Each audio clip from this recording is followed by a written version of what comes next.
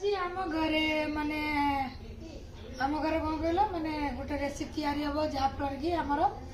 गुजरात रे कहते कौन ना श्रीखंड माने दही रे तैयारी दही एमती पानी बाहर करदे एटा बनिया हम श्रीखंड आज पूरी आलू तरकारी आ श्रीखंड तैयारी होचे आम घरे मन होइछे आम बाबू घर आज टिके करदेबा खाईदेबे देखिबा केमती करबा एटाको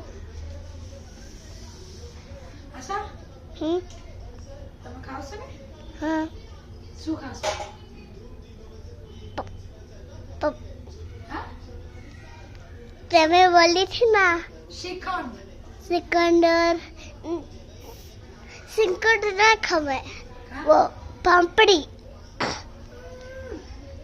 पापड़ी खाओ श्रीखंड सिकंद मा किप्सो है रे आ केते सुंदर लागे छै बताओ यहाँ आई जाओ आगे मम्मी चोरी का भूख लगी हमारे बताओ संकट में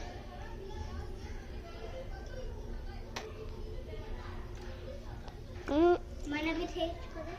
मैंने भूख लगी है जल्दी मम्मी मैंने खिलाओ मम्मी स्टॉप स्टॉप